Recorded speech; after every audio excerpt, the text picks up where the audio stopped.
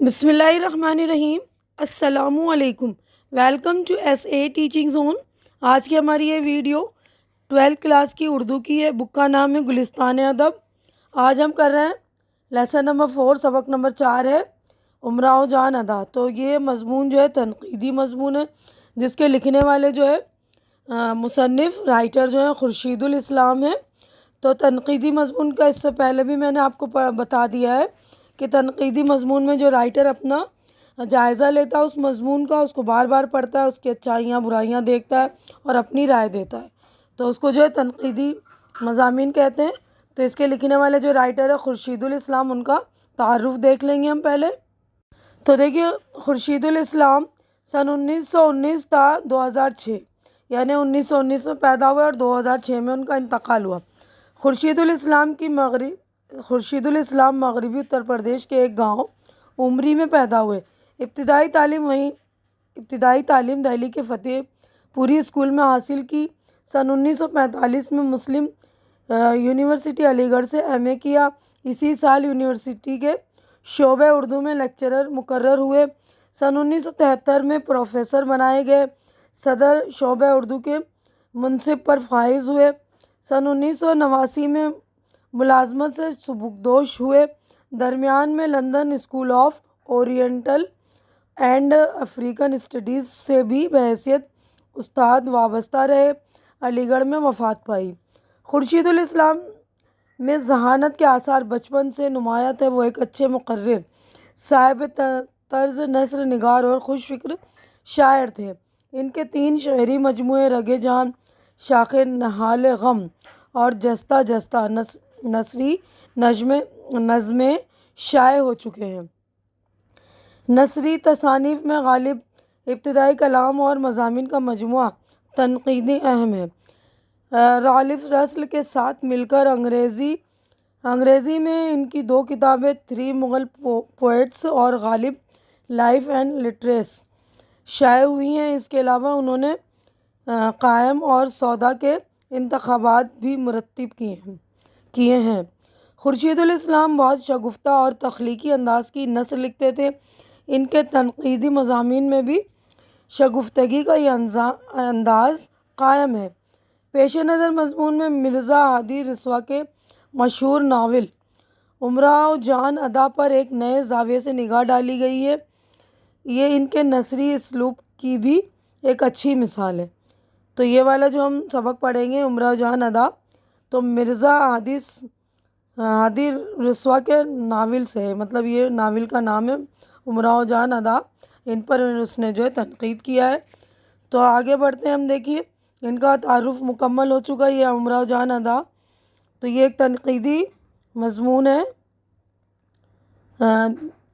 تو اس میں آپ کو اس کا خلاصہ بتا دوں گی، پوری آپ کو یعنی پورا سبق پڑھ کر بتاؤں گی نہیں، اس کا جو امپورٹنٹ پوائنٹس ہے وہ بتا دوں گی کہ امراؤ جان ادا اردو کا اہم ناول ہے، لیکن ابھی تک اس پر پوری توجہ نہیں دی گئی۔ اس میں ایک طوائف کی کہانی بیان کی گئی ہے، اس لیے اسے ناقابل اعتبار سمجھا گیا۔ حالانکہ ناول کا مرکزی کردار یقیناً ایک طوائف کا کردار ہے، مگر اس کے علاوہ بھی ناول میں بہت کچھ ہے۔ سب سے پہلے تو ناول کا موضوع آتا ہے، اس سے واقفیت ضروری ہے۔ ناول کی ابتدائی میں ہم امراؤ جان ادا سے واقف ہو جاتے ہیں، یعنی قصہ شروع ہونے سے پہلے ہی ہم امراؤ جان کو بحیثیت طوائف پوری طرح جان جاتے ہیں، اور قصے کے آغاز میں ہی ہمیں اس کے بچپن کے بارے میں پتہ چل جاتا ہے کہ وہ فیض آباد میں رہتی تھی اور کس طرح دشمنی میں وہ گھر آنگن سے طوائف کے بالا خانے تک پہنچ جاتی ہے۔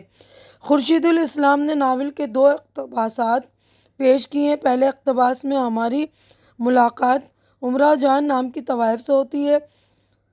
صاف ستھرے ادبی ذوق کی مالک، شعر و شاعری کی دلدادہ، حسن میں یکتا، ناچ گانے میں بے مثال، اور اس کے فوراً بعد ناول کا دوسرا اقتباس پیش کرتے ہیں، جس میں امراؤ جان اپنے بچپن، والدین اور حالات کے بارے میں بتاتی ہیں کہ کس طرح دلاور خان کے ہاتھوں ایک معصوم بچی طوائف کے بالا خانے تک پہنچی۔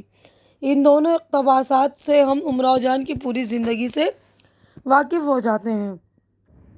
ان اقتباسات میں ہم بہت سی منزلیں طے کر جاتے ہیں۔ امراؤ جان ایک طوائف تھی، اب طائب ہو چکی ہے۔ شعر و سخن کا ذوق رکھتی ہے۔ دلاور خان کی اس کے باپ سے دشمنی تھی، اسی نے اس معصوم کو گھر کی چار دیواری سے نکال کر ایک ایسی دنیا میں پھینک دیا جہاں دوزخ مہکتی ہے، فردوس خاموش ہے۔ اس کے بعد مصنف ہمیں ناول کے آخری حصے میں لے جاتا ہے۔ امراؤ جان فیض آباد میں ہی زندگی گزار رہی ہے اور اپنے وطن میں ہی ہے، مگر سب کے لیے بیگانہ ہے۔ تو اس جو مضمون ہے اس کا نفس مضمون یعنی اصل جو مواد اس کا یہ ہے کہ اس مضمون میں خورشید الاسلام نے ناول امراؤ جان کی ادا کی قدر و قیمت کا جائزہ لیا ہے۔ یعنی تنقید ان کا جائزہ لینا ہوتا ہے نا، رائے پیش کرنا ہے، تو ضرور آپ لوگ پورا چیپٹر پڑھیے گا کہ ان کے بارے میں بتایا گیا اس چیپٹر میں۔ تو دیکھیے یہاں پر ہمارا چیپٹر مکمل کر دیا ہے میں نے، یہ اس کا خلاصہ۔ اب اس کے بعد آتی ہے باری مشق کی۔ تو دیکھیے مشق میں جو ہے لفظ معنی یعنی الفاظ معنی، تو پہلا لفظ ہے دریافت کرنا، معلوم کرنا، پوچھنا۔ امکانات، امکان کی جمع گنجائش۔ تصادم، ٹکراؤ۔ بود و باش، رہن سہن۔ مقفل، جس پر تالا لگا ہوا ہو، بند۔ اس کے بعد آگے بڑھتے ہیں، دیکھیے ترغیب، رغبت دلانا، مائل کرنا۔ ریختی، اردو شاعری کی ایک صنف جس میں عورتوں کی طرف سے انہیں کی مخصوص زبان میں ان کے جذبات کا اظہار کیا جاتا ہے۔ انکشافات، انکشاف کی جمع نئی نئی باتوں کا معلوم ہونا یا کرنا۔ تحیر، تحیر حیرت، تائب توبہ کرنے والا۔ تو یہ والا پیج ہمارا ہو گیا مکمل۔ آگے بڑھتے ہیں اگلے صفحے پر۔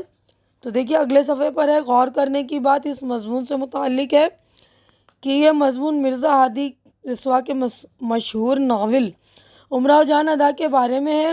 خورشید الاسلام نے اس مضمون کے اقتباسات بھی پیش کیے ہیں۔ اس سے تنقیدی مضمون میں استدلال کا رنگ پیدا ہو جاتا ہے۔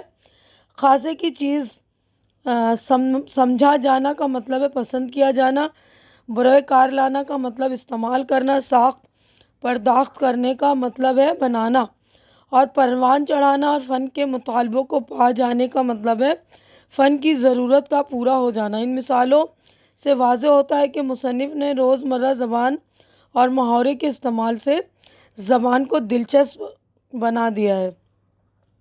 اب آگے بڑھتے ہیں، دیکھیے یہ سوالات ہیں، یہاں پر 3 سوالات ہیں، ہم تینوں کے جوابات دیکھ لیں گے۔ تو پہلا سوال ہے امراؤ جان ادا کے کردار پر روشنی ڈالیے۔ تو جواب دیکھ لیجئے۔ تو دیکھیے پہلے کا جواب ہے امراؤ جان ادا ناول کا سب سے اہم اور مرکزی کردار ہے۔ ناول کے تمام واقعات اسی کے ارد گرد گھومتے ہیں۔ وہ ایک شریف لڑکی تھی لیکن اسے طوائف کے بالا خانے تک پہنچا دیا۔ وہ ایک ایسی دنیا میں رہتی ہے جہاں دوزخ مہکتے ہیں اور فردوس خاموش ہے، لیکن وہ اس ماحول میں رہنے کے بعد بھی اپنے ادبی ذوق، شعر و شاعری سے لگا اور خوش مزاقی کی بدولت دوسری طوائفوں سے الگ نظر آتی ہے۔ وہ بہت حساس ہے۔ غدر کے ہنگامے کے بعد حالات نے اسے فیض آباد پہنچا دیتے ہیں۔ حالات اسے فیض آباد پہنچا دیتے ہیں، یہی اس کا وطن ہے، یہی اس کا گھر ہے، مگر وہ اپنے ہی وطن میں بیگانوں کی طرح رہتی ہے۔ امراؤ جان ادا کے کردار کی سب سے بڑی خوبی یہ ہے کہ بچپن میں اس کی جس طرح تربیت ہوئی تھی، طوائف بن کر بھی وہ اس پر قائم رہی۔ سوال نمبر 2 ہے خورشید الاسلام نے ناول نگار کی کن ذمہ داریوں کو بیان کیا ہے؟ خورشید الاسلام نے ناول نگار کی ذمہ داریاں بیان کرتے ہوئے کہا ہے کہ ناول نگار کا کام یہ ہوتا ہے کہ وہ ان امکانات کو بروئے کار لائے، ان تقاضوں کو پورا کرے اور فطرت کی ان لہروں کو بہتا ہوا دکھائے جو واقعات اور کرداروں کی ساخت پرداخت کرتی ہے۔ سوال نمبر 3 ہے خورشید الاسلام نے امراؤ جان ادا کا ایک اقتباس پیش کر کے یہ وضاحت کی ہے کہ ہم اسے پڑھ کر امراؤ جان کے آغاز اور انجام دونوں سے واقف ہو جاتے ہیں۔ آپ کے خیال میں کیا یہ بات صحیح ہے؟ لکھیے۔ مضمون میں جو اقتباس دیا گیا وہ اصل حصے کا آغاز ہے۔ اس میں امراؤ جان ادا کے بچپن کا ذکر ہے، انجام کا نہیں، اس لیے ہمارے خیال میں یہ بات صحیح نہیں ہے۔ تو یہ 3 سوالوں کے جوابات ہو چکے ہیں، ہم آگے بڑھتے ہیں۔ تو دیکھیے عملی کام یہاں پر ہے، اگر آپ کے اسکول کی لائبریری میں رسوا کا ناول امراؤ جان ادا موجود ہو تو اس کا کوئی حصہ پڑھیے۔ تو آپ اپنے لائبریری میں جا کر معلومات کیجئے کہ لائبریری میں یہ والا ناول امراؤ جان ادا ہے تو ضرور پڑھیے۔ اب اس کے بعد اگلا ہے اس مضمون میں شامل محاوروں کی فہرست بنائیے، تو ہم اس کا یہ والا جواب یعنی محاوروں کی فہرست بھی دیکھ لیں گے۔ اس کے بعد جہاں دوزخ مہکتے ہیں اور فردوس خاموش ہیں کا مطلب اپنے استاد سے دریافت کر کے لکھیے، تو دونوں کا جواب ہم دیکھ لیتے ہیں۔ تو دیکھیے اس مضمون میں شامل محاوروں کی فہرست بنائیے، تو پہلا جو ہے پروان چڑھانا، بانچیں کھل جانا، یہ سارے محاورے، منزلیں طے کرنا، دامن پھیلانا، نظر سے اوجھل ہونا اور سرے راہ بیٹھنا۔ اب اگلا سوال تھا جہاں دوزخ مہکتے ہیں اور فردوس خاموش ہے کا مطلب بتائیے۔ اس جملے میں استعاراتی زبان استعمال کی گئی ہے اور یہ طوائف کے بالا خانے سے متعلق ہے جہاں بدقماش لوگ عیاشی کے لیے آتے ہیں۔ چونکہ گناہ گاروں کے لیے دوزخ ہے، اس لیے طوائف کے بالا خانے کو دوزخ مہکنا اور نیکی اور ثواب کے کام نہ ہونے کی بنا پر فردوس خاموش ہونا کہا ہے۔ تو آگے بڑھتے ہیں ہم۔ تو دیکھیے یہاں پر جو ہمارے عملی کام تھا یہ دونوں جوابات ہم نے مکمل کر لیا ہے، اور پہلے میں اسکول کی لائبریری میں آپ کو جا کر ناول کے بارے میں معلومات کرنی ہے۔ اگر نہ آپ کے لائبریری میں اسکول کی ناول ہے یہ والا تو ضرور پڑھیے۔ میں اپنی ویڈیو یہیں پر مکمل کر رہی ہوں کیونکہ ہمارے جو ہے پورا چیپٹر مکمل ہو چکا۔ امید ہے کہ جو کچھ میں نے آپ لوگوں کو سمجھایا اچھی طرح سے سمجھ میں آ گیا ہوگا، اور میری ویڈیو بھی آپ لوگوں کو اچھی لگ رہی ہوگی۔ اچھی لگ رہی تو اسے لائک کیجئے، زیادہ سے زیادہ شیئر کیجئے تاکہ جو بھی ضرورت مند آپ کے فرینڈس وغیرہ ہوں ان کی ضرورت پوری ہو سکے اور ان کو ہیلپ مل سکے۔ اور آپ لوگ میرے چینل کو سبسکرائب کر کے آپ لوگ میری ہیلپ بھی کیجئے اور مجھے سپورٹ کیجئے، کیونکہ میرے چینل کو اس وقت بہت زیادہ سپورٹ کی ضرورت ہے۔ تو پلیز آپ لوگ میرے چینل کو سپورٹ کیجئے، میرے چینل پہ جا کر وزٹ کیجئے، کیونکہ میں نے اس پر بہت سارے الگ الگ ٹاپکس پر بھی ویڈیو بنائی ہے۔ تو پلیز آپ لوگ میرے چینل کو سپورٹ کر کے میری ہمت بڑھائیے۔ ہماری اگلی ملاقات انشاءاللہ نیکسٹ ویڈیو میں ہوگی، تب تک کے لیے آپ لوگ اپنا خیال رکھیں، مجھے دعاؤں میں یاد رکھیں۔ اللہ حافظ۔